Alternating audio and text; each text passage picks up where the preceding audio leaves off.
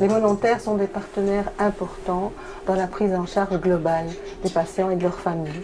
Ils nous apportent de la disponibilité, des interventions très intéressantes dans le cadre de la salle de jeu, par exemple, dans le cadre des clowns relationnels.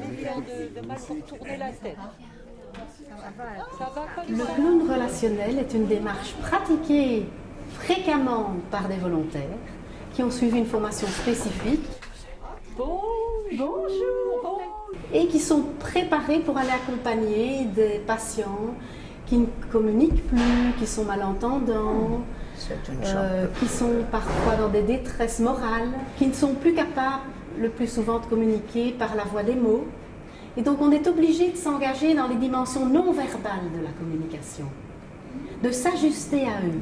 Et on est là pour leur donner du soin vivifiant, du soin relationnel.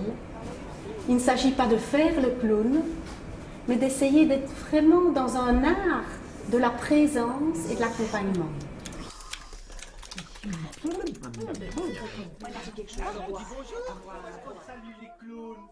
L'enfant, quand il voit quelqu'un du corps médical arriver, il sait plus ou moins que ce sera pour des soins ou quelque chose de peut-être moins agréable.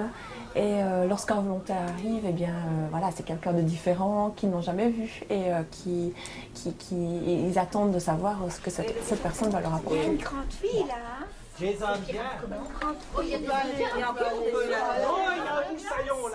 Et le fait aussi que nous, on soit avec le corps médical, on soit en blouse blanche avec cet uniforme, ça met aussi d'office une distance entre l'enfant et nous, même si on arrive à l'apprivoiser et à jouer tout ça, que le volontaire qui arrive en civil a plus facile à rentrer en contact avec l'enfant et sa famille, et ça amène une relation tout à fait différente.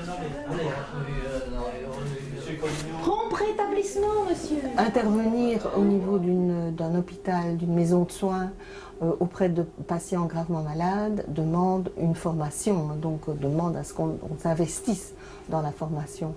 Il ne suffit pas de vouloir bien faire pour faire bien. Ça va? Elisabeth en premier.